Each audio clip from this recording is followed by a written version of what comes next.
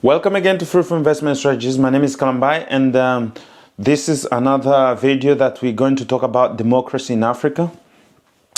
Guys, there is one thing that I want to say. Is really democracy a thing for Africans? Should we be democratic? Or should we, what is the best way to be actually governed in Africa? When we look at the source in the old times, Africans were ruled by kings, and that was actually the model in those times. It was kingship, and kings who were actually ruling. That was the model everywhere. In Europe, it was like that. They had kings, but except maybe from the Roman or Greek, they had maybe a different way of ruling actually in that time. But most of the nations have been ruled since the times by kings. We can go all the way back to Nebuchadnezzar. Nebuchadnezzar was actually a king. So, and then we can go all the way back, in the book of Genesis, where you had actually Nimrod. Nimrod was actually a mighty ruler. He was called a ruler. So I think he's the one who actually built Babylon, and Babylon, I believe, it was a king. So that was actually the first government that we can go back to in all historical norms. So there is no other Bible which can actually bring us, go with us very back than Nimrod, showing us actually the kingdom when it was first established here on earth. So we can record the kingdoms from earth in the time of Nimrod, very, very, very way back. That is actually, let's say, 6,000 years since that was actually, we had the first government here on earth, established and very documented. So that being said, forms of government have changed with time. You had Nimrod coming up and establishing his government, and then you have it being destroyed, and then you have Babylon coming up again. Forms were actually changing. Rebellions started entering in, and people started protesting, kings and fighting kings. That was actually, that was actually the norm of kingdoms in the time. Jealousy started coming in, and then you have people who actually want a different way of governance. If you want to have a governance, you have actually to respond to the needs of the people. And I think the people have the right to actually protest if the leadership is not doing what actually it's claiming that it would do for them. So I think leadership comes with a big responsibility, and everybody has to be informed of that, and everybody has to work according to that. So that is very important, and that should be actually noted, that leadership comes with responsibility. So that being said, we come today to Africa, for example, today. Africa has been really going throughout colonies, but before colonial time, you had actually leadership. You had kings who were actually ruling these countries. You had kings who were actually there to actually lead the people. So these kings were there for the responsibility of the kingdom. So you have the Congo kingdom, for example. You had the Luba kingdom. You had the all this kind of kingdom, the Zimbabwean kingdom. All these kind of kingdoms were actually there. The Zulu kingdom. All these kingdoms were there to actually rule the people. Because once you have a people and you don't have a form of governance, it's just going to be a lot of chaos. So you have to have laws and regulations which actually regulate people on how they can actually live with each other in the society. And that is good to have kingdoms and to have leadership. And the thing is, it comes with responsibility. You have to be able to actually provide the service that the people need. If you don't provide the service the people need, then there is no need for it to be there. Now, recently, after colonization, or during colonization, Africans were colonized, and they were led by these kingdoms from Europe. You had the English colonies, which are ruled by the Queen. You had the Portuguese colonies. You had the French colonies, which are led by the King. In France, you had all these kind of colonies which were actually led by Europeans. And mostly it's actually the Catholic Church which was the most powerful there, which was actually leading also these leaders. So that's why you had the main religion in these countries was actually a Catholic. So that's, the kingdoms were actually mixed with religion. So you had a mixture of religion and politics. So religion and politics were working together in terms of ruling. So after that, you have decolonization, which came with the USA, which actually wanted to liberate people and set people free. And a lot of people gained from that. India, Africa, Asia, and across the world, people gained from that. And people enjoy that liberty where they can actually be free. Now, when you say you are free, then you have actually to take responsibility for your freedom. Freedom also comes with a responsibility. You cannot just be free and then you sit and that's it. No, freedom comes with a responsibility, and that responsibility is actually to provide for the infrastructure of your people, for the safety of your people, for the healthcare of your people, and welfare of the people. So you have to provide for those kind of things. If you can't provide for those kind of things, then you should actually let people be slaves.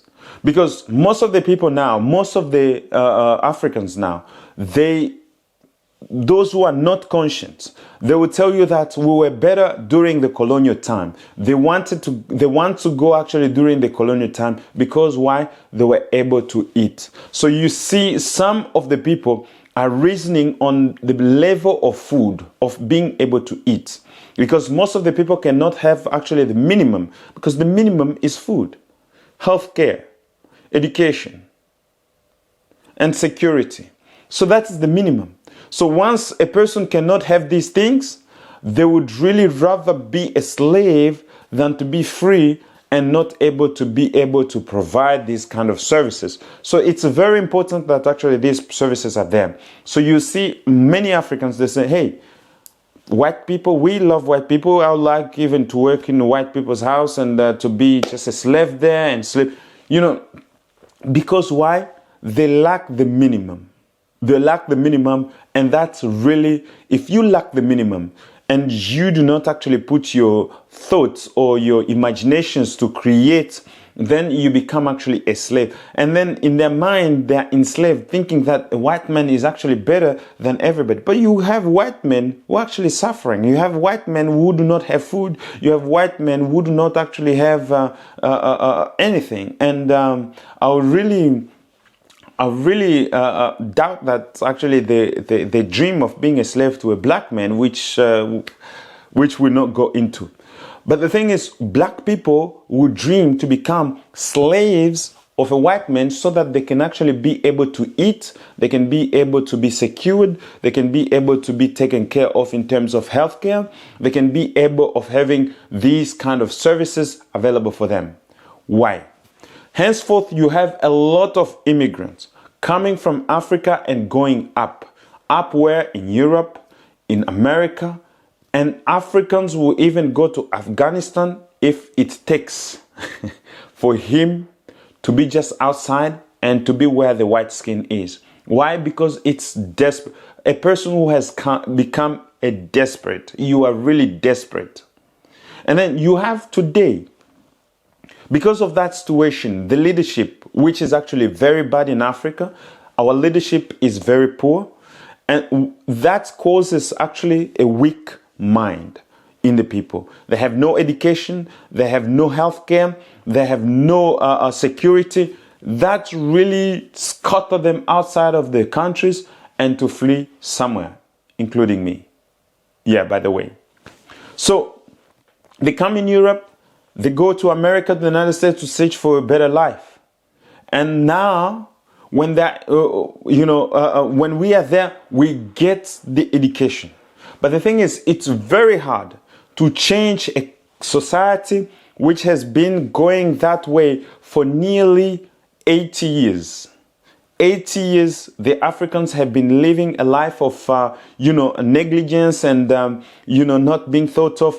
And the mindset of the people. The mindset of the people is in a way that it's an enslaved, let me excuse the term, an enslaved mindset. People are enslaved and people cannot think of their own and think of the solutions that they can actually bring to the society, which is very dangerous, So you have leaders who are unable to provide for the services and they're actually killing the people. If anyone protests, they will kill you. If anyone go against what they say, they will kill you. Leaders who have enslaved the people, they have closed their mouth with the support of their Western masters. You have the Western masters. They depend on France. If France say, hey, you have to do this or else we'll not give money, they are bound to do that. Because these are economical powers, economical superpowers. They have the money, they have the influence, and they insert that influence on the Africans. They insert that influence on the people. And that's actually making the people slaves, and you create a pyramidic slave class, which you have the example of that the slave who is inside of the master's house is different from the slave that is working in the field. So you have created a pyramidical slave class. So you have the leadership, which is actually a slave who's actually working in the master's house, and then you have these people who are actually slaves who are working in the field. It's the same thing. It has not changed, and people think that it has changed, but it has not changed. And when the master wants to remove the slave, what does he do? He revolts the people and he say, hey, this slave is not actually giving you the food that I wanted you to have.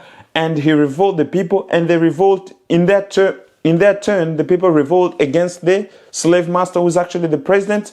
And then the king came out, and then the slave master imposes what kind of leaders these people must have. And when he's not satisfied, he does the same game again.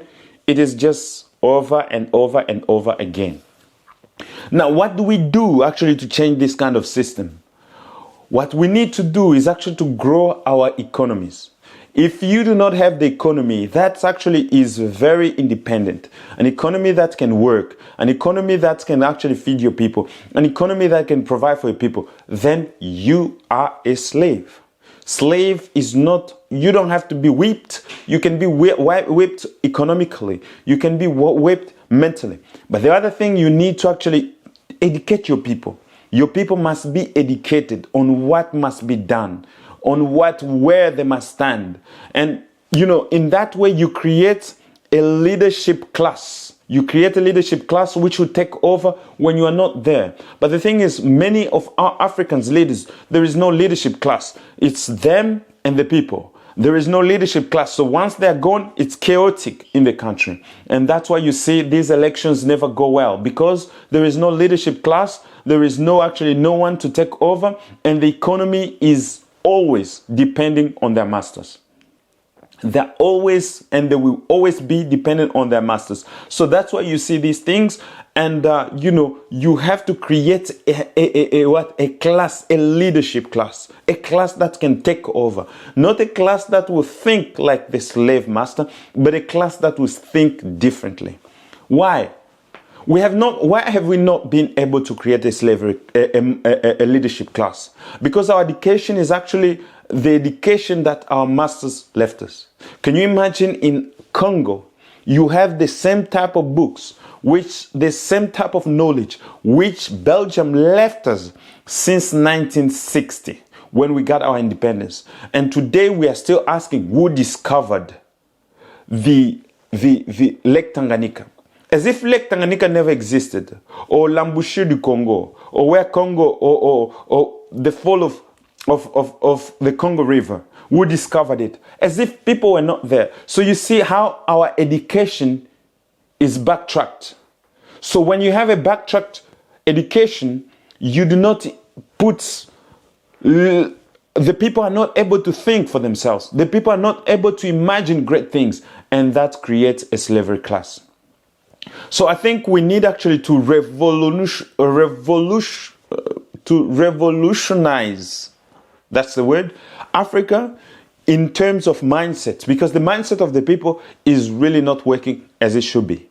And the third thing, when you have actually changed the mindset, you create businesses that will be industries, that will be working. You know, if you do not have industry, in the time of Nimrod, who was actually the first king on earth, he created industries, you know, which could actually work for the people within the people. So you can create that. You can create an industry that is working for the people and inside the people. So there is a way to do that. There is a way to change, and you change the leadership. Because once you have changed the people and the mindset of the people, you have changed the entire nation. You have changed the entire country on how actually they can deal. So that's what I think we have to do. Now, these democracies are not working anymore. Democracy, the way of democracy is not working anymore. People need to change. Either you have to have a group of of leaders who sit together and they elect like the Communist Party, and or do something different where you have a college class, like in the United States, a college class which actually elect, because democracy in itself does not work, and democracy will never work.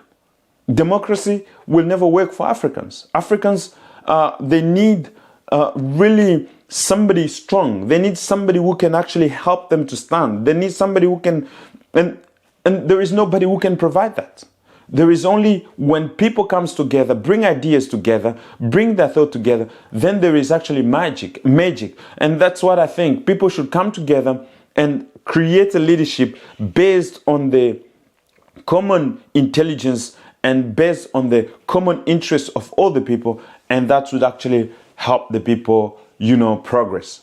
So I think with that, you have seen in Zimbabwe there is protest. You have seen even in Congo recently there was protest because of elections which did not go according to some people, which did not go well. You have everywhere you go, when you have elections, you have some protest. So the thing is, I think this is the time. This is the time that Africa wake up and change the way of leadership. Change the way of leadership, and by changing the way of leadership, you have to change the mindset of the people first. And for you to do that, you have to use a lot of force. So see you on the next one, and thank you for sharing this video.